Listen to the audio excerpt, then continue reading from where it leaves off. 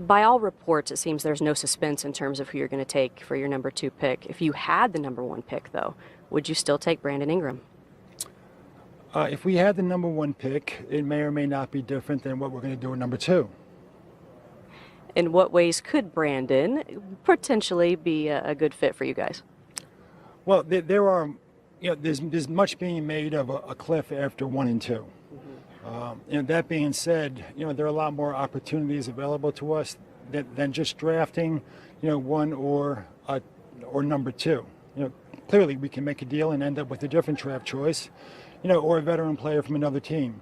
So although I think that's unlikely to happen, we still have a couple of hours before the draft, and it's possible. We don't draft number 1, so we really don't have our pick of the litter.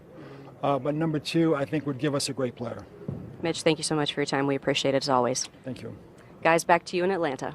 A lot of assistants may be able to sit in that first seat, but not a lot of assistants are able to call timeouts for a defending champion under the microscope in the heat of the battle. You did that, and you did it with such poise and confidence. How has that accelerated your ability now to step into this head coaching position?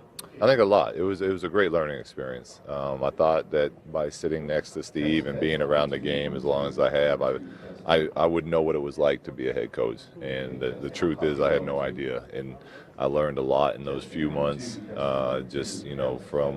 from those things you're talking about, the timeouts, the pressure of end of game situations, the media request and the demand on your time, all this stuff.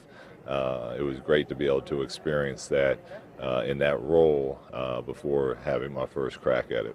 Well, at least the easiest transition for you is that you didn't have to come in here and search for a place to live. No, I had my house here from when I played still, so that's been nice, because with how much I got to do right now, I'd probably be living out of a hotel room for quite a while if I didn't have a house down here. Coach, thank you for your time. I appreciate it. Thank you. All right, guys, back to you in Atlanta. Knotted up here at 42, the Pacers and the Wizards. We welcome you back to Conseco Fieldhouse. You touched on the standing. Let's stay on that for just a second. They entered March in 9th place. On Wednesday night, both the Cavs and the Pacers watched their 5-game win streaks come to an end. Pierre Garçon, glad to have you with us here at Conseco Fieldhouse. First of all, obviously you were draping your country's flag of Haiti all through the post-game celebration. What was your greatest emotion for that game? There's something going on behind me. See, I told you, I did not sign a waiver to be out here at halftime right now. Oh my goodness. Let's go to scoring leaders. Please show a graphic. Before the opening tip-off, join Stacy Paetz for a full half hour of exclusive Pacers pregame info. 30 minutes before every Pacers game right here on Fox Sports Indiana. Well, on Friday night, your Pacers came in with 8 consecutive victories. They played host to the Miami Heat, who had a season-best 6 wins in a row. Danny Granger getting things going. And Murph, let's talk about his play on that night. He had 20 and 10 in the first half alone, finished just a point shy of a career best. Here comes Danny Granger, excited about that one. He struggled with his shot, though, 6 of 22 from the floor, 1 3 in 8 attempts. But when the game is on the line, whose hands do you want the ball in? 33. Put up a shot, banked off the iron, no good, but it's okay. All right, we're going to extra minutes against the Miami Heat. In overtime, Dwayne Wade, typically not known for the long-range game, he ends up hitting back-to-back threes that would prove to be fatal for the Pacers' chances of getting their 9th straight victory. 43 points on the night. By the way, he only hit 2 threes in the game. Those 2 in overtime were it. This was just last night in the Mile High City. Danny Granger, 30 points for the 2nd straight game, 30 at Portland, 32 last night on 10 of 21 from the field, 4 of 8 from the 3. Josh McRoberts, once again off the bench. We saw him get a career-high 15 at LA. Nice oop from Dante Jones. He had 10 points off the bench on this night. But Carmelo Anthony, just like Danny Granger, had 30 points on Wednesday night. And then last night, another 30-plus point performance. He had 34 to lead the game.